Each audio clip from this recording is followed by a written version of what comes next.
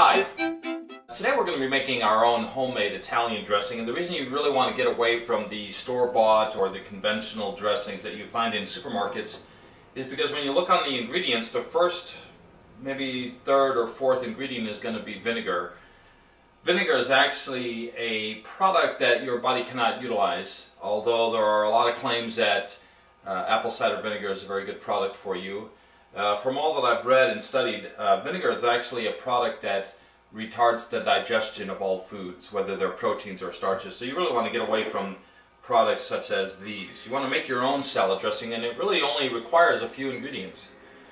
After you've learned the basics of how to make Italian dressing or dressing, you can actually add different spices and seasonings and just kind of make your own variety. But what you really want to start with is some lemons or limes, a little bit of garlic, a base of olive oil or canola oil, or you can use peanut oil. I like olive oil. Olive oil has a really nice flavor. You need a little salt and pepper and your seasonings. We have oregano here, basil, and you want to start with either lemon juice or lime juice. What you'll want to do is you'll want to cut the lemons in half. I like to use a plate. It saves on cleaning. You can actually just use the plate for other things. What you want to do is you want to squeeze the lemon juice into a bowl and catch all of the seeds. After you squeeze that in there, you want to take a spoon and remove the seeds if you can, easily enough. And then what you want to do is you want to measure the lemon juice into a container that you can see through the side, so you can see how tall the lemon juice is. I like this glass. And you want to do that with a couple of lemons, maybe 2 or 3. We'll just do 1 for now, just to keep the video short and concise. You can save the seeds or the skins for pulp if you want to chop it up and throw it into your garden. A little bit of recycling. But now you see I've removed the seeds. And then you want to add your dressing, your olive oil or your salad oil, canola oil, or peanut oil. Now as you can see, we've got about this much olive oil or lemon juice, and then we're going to add twice as much olive oil. So if you have basically 1/4 of a cup of lemon juice, you want to add twice as much dressing or salad oil. Okay. So you can measure it with a spoon. I like to eyeball it.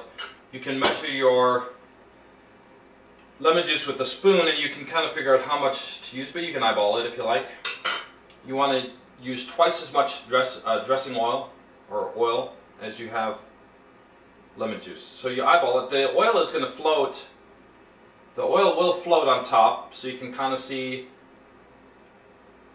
a distinction between the two measurements. You can see the if you look closely, you can see the lemon juice on the bottom there and the olive oil on the top. Once that is measured out, you want to pour that into a mixing bowl, such as this. And there, that is your base for your salad dressing. Now it will not stay mixed, of course, because you know oil is lighter than the lemon juice, so it will stay constantly needing to be mixed. There are emulsifiers you can add, and we'll talk about that a little bit later. Add a little salt and pepper. Little salt, little pepper. I like these little bowls because when you're sitting at a dinner table with friends, and these are sitting on the table, a lot of people just like to play with them. It's their little tranquility garden while they're talking to their friends. Okay.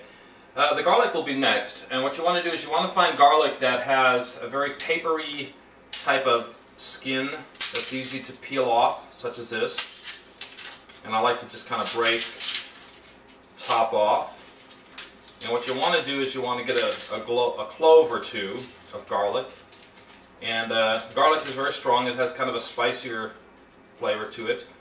You want to pick a clove that's kind of medium, not too large, not too small. And what I like to do is I like to cut the bottom of the clove off. And a lot of times the skin will come right along with it. Now the reason you want to cut the clove such as this is it's easier to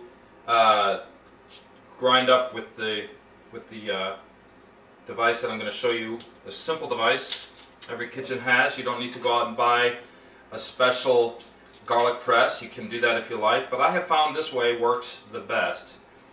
Take the clove of garlic in your hand and take a fork, just a regular fork, set the tines of the fork flat on the plate and just kind of rub the head of garlic or the clove of garlic on the tines back and forth, and you'll grind up the garlic fairly quickly and simply. And to be honest, this is the best way to get the flavor out of the clove of garlic. I have tried many ways. I've tried many different presses, chopping it with a knife, fine chopping it with a knife, and I have found, honestly, this is the best way to get this done. Now I'm only making enough dressing for about maybe 1 or 2 salads, so I think I have enough garlic here. I'm going to set this aside over here, and I have enough garlic here on this plate. And like I said, I like to use a plate. It has a lip on the edge so the juices stay intact. I've tried cutting boards, wooden cutting boards, plastic cutting boards. Everyone has their preferences. I like a plate. The juices don't run off the plate. And again, after you've cut the garlic, of course you can see there's juices on the plate, and if you make your salad right on here on the plate, you have some extra flavor just from the garlic itself. Now I've got my salt, I've got my pepper in here, I've got my garlic, and this is basically your base for your salad dressing. Now this is good to go. It's ready to go, and you want to add the salt and pepper to taste. If you like a lot of salt, do that. If you like a lot of pepper, go ahead. There's other ingredients you can add to the salad dressing, and we have a few of those. I like oregano, sun-dried oregano, or air-dried, or however they dry it, just a little pinch. And you really don't need a lot of oregano, it's very strong. Mix that in. Now this is dried, so it's nice to let this marinate, maybe overnight. If you have guests coming and you know that you can prepare this ahead of time. I do have a little basil here, a little basil plant. We can chop this up a little bit, chop up a little basil, and just throw that in there. Basil likes to have a lot of sun, so if you're in a warmer climate and you can have a basil plant on your patio or in the backyard, that's perfect. Just a little pinch of basil gives a nice flavor, and you just stir it up a little bit, and then you can add it to your salad. We've got broccoli and tomatoes, lettuce, peppers, red bell peppers, very high in vitamin C, and this is perfect. Well, thank you very much for watching, and see you next time.